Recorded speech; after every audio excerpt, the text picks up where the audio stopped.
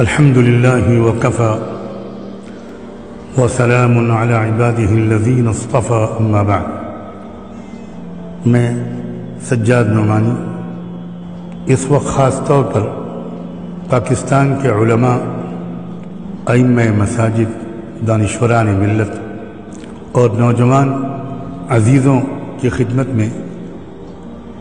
ایک بہت ہی اہم پیغام یا معروضات پیش کرنے کے لیے حاضر ہوا ہوں۔ آپ جانتے ہیں کہ مختلف مسلم ممالک کو شیعہ سنی خانہ جنگی میں مبتلا کر کے تباہ کر دیا گیا ہے، اور ان ملکوں کی توانائیوں کو آپس میں ہی برباد کر دیا گیا ہے، اور یہ سب کچھ ایک مخصوص صہیونی دجالی دماغ کی منصوبہ بندی کے تحت ہوا ہے، اور اس میں ہماری غلامانہ ذہنیت، احساس کمتری، ہماری اقتصادی اور معاشی کمزوریاں، خود اعتمادی کی کمی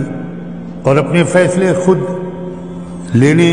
کی صلاحیت میں جو انحطاط پیدا ہوا ہے، اس سب کو دخل ہے۔ اگر دو مصلحتیں ٹکرائیں، دو تقاضے ٹکرائیں، تو یہ اسلام کی تعلیم ہے، حکیمانہ تعلیم ہے، اور پوری امت کے اہل علم کا اس پر اتفاق رہا ہے کہ علماء کی ذمہ داری ہے کہ وہ دیکھیں کہ کس مصلحت کو مقدم کرنا یہ زیادہ مفید ہوگا، اور کس مصلحت کو مقدم کرنے سے امت بڑے نقصانات سے بچ جائے گی۔ تو ایسی صورت میں اسی مصلحت کو مقدم کیا جاتا ہے۔ برابر اس بات کی اطلاعات مل رہی ہیں اور بہت فکر و تشویش کا باعث بن رہی ہیں کہ اب ان کوششوں کا، سازشوں کا نشانہ پاکستان ہے۔ جو پاکستان کی اہمیت ہے وہ مجھے نہیں لگتا کہ اس کے سلسلے میں آپ کے سامنے کسی وضاحت کی ضرورت ہے۔ یہ خبریں کہ پاکستان میں بھی اس وقت شیعہ سنی اختلافات کی آگ بھڑکا کر اور بدترین قسم کی خانہ جنگی میں مبتلا کر کے ایک بہت اہم کردار کی ادا کرنے سے پاکستان کو محروم کر دینے کی زبردست سازش ہو رہی ہے۔ میں بہت ہی پرخلوص گزارش کرنا چاہتا ہوں، بہت احترام کے ساتھ، بہت ادب کے ساتھ، اور آپ سب کے دینی جذبات اور حمیت و غیرت کی بہت قدر کے ساتھ، کہ خدا کے واسطے اس وقت ان مسلکی بنیادوں پر یا شیعہ سنی عنوان پر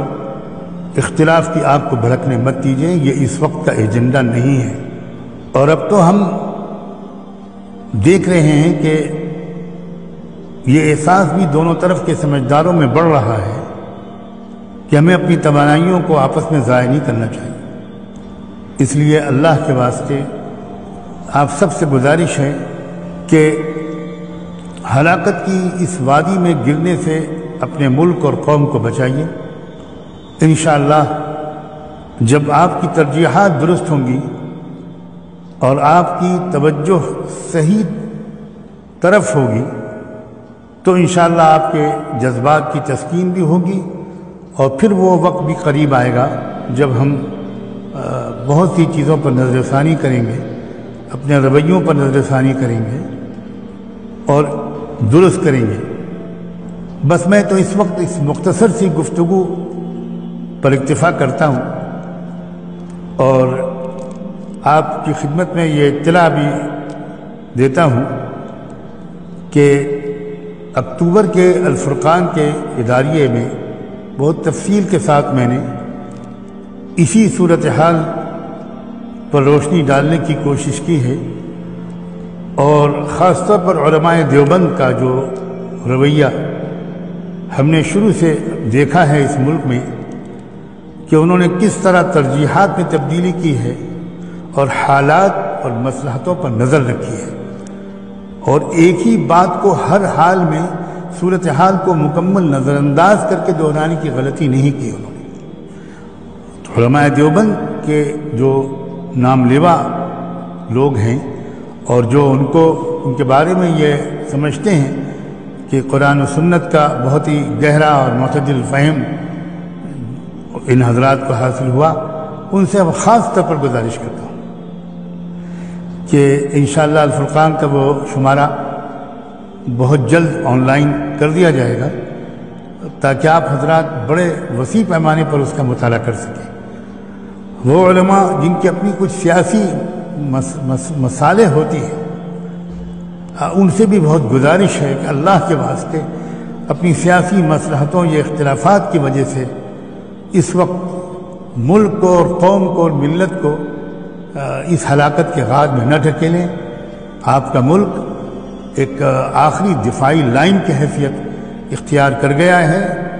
جو دفاع کرے گا انشاءاللہ بہت دور تک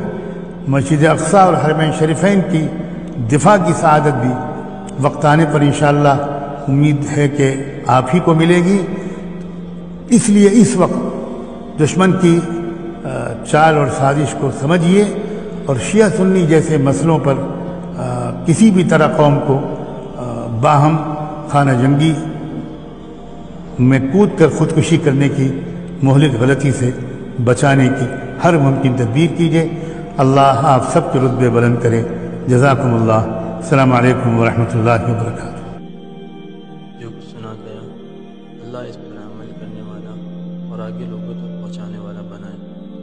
مزید اصلاحی بیانات کے لیے ہمارا یوٹیوب چینل ایمان و یقین کو سبسکرائب کریں۔ جزاک اللہ۔